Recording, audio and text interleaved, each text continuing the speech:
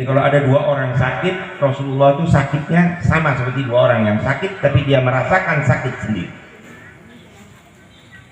Karena luar biasa sakit. Dia demam yang sangat tinggi demamnya. Sampai-sampai beliau itu tidak bisa sholat di masjid. Ketika Bilal selesai adzan, Bilal datang ke rumah Rasulullah, minta Rasulullah supaya sholat.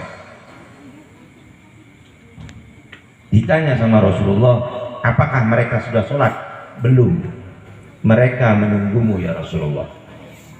Maka Rasulullah minta kepada istrinya Aisyah untuk diambilkan air di baskom. Kemudian Rasulullah mandi di situ. Selesai mandi, Rasulullah pingsan. Kemudian sadar. Ditanyakan lagi, apakah mereka orang-orang di masjid itu sudah sholat? Bilal menjawab, belum, mereka menunggumu. Maka Rasulullah minta sama Aisyah diambilkan lagi air. Dia kemudian mandi lagi. Selesai, Rasulullah pingsan lagi. Begitu sadar, Rasulullah tanya, apakah mereka di masjid sudah sholat? Bilal tetap menjawab, mereka menunggumu wahai Rasulullah. Minta diambilkan air lagi. Begitu semangatnya Rasulullah untuk bisa memimpin sholat di masjid.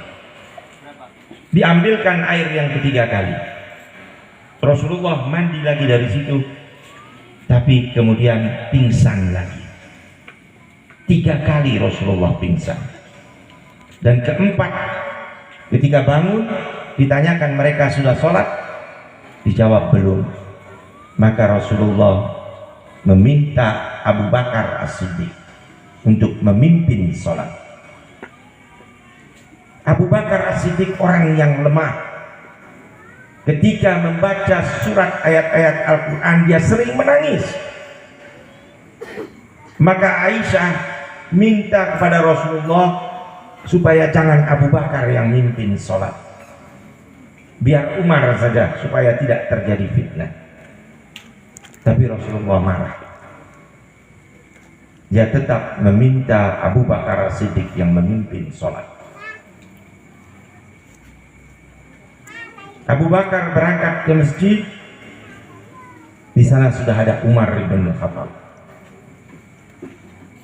Maka bentuk tawadhu mereka para sahabat mempersilahkan Umar bin Khattab untuk jadi imam. Tapi Umar tidak mau. Umar tidak berani menjadi imam karena Abu Bakar As-Siddiq yang diperintah oleh Rasulullah untuk menjadi imam. Beberapa hari Abu Bakar As-Siddiq menjadi imam. Sampai tiba satu hari, di waktu subuh, rumah Nabi tirainya terbuka. Sehingga para sahabat Nabi senang. Dia menyaksikan wajah Rasulullah tersenyum. Mereka meyakini bahwa Rasulullah akan sehat kembali. Bilal melihat itu. Sahabat yang lain pun menyaksikan itu. Akan tetapi Rasulullah memberikan isyarat agar mereka para sahabat Nabi melanjutkan sholat. Artinya isyarat itu Rasulullah tidak berangkat ke masjid. Maka tirai itu pun ditutup kembali. Fatimah, putri tercinta Rasulullah, dia tinggal di samping rumah Rasulullah. Bahkan kabarnya temboknya itu ada jendela yang menghubungkan langsung antara rumah Rasulullah dengan rumah Fatimah. Dipanggil Fatimah oleh Rasulullah. Saat itu Fatimah jalan, dan jalannya menyerupai jalan Rasulullah SAW. karena putrinya tercinta. Putra-putri Rasulullah itu wafat semua dan hanya sisa Fatimah. Jadi anak-anak Rasulullah itu wafat mendahului Rasulullah kecuali Fatimah. Satu saja. Maka ketika sampai di samping Rasulullah, Fatimah duduk di samping kanan Rasulullah, maka Rasulullah membisikkan sesuatu kepada Fatimah.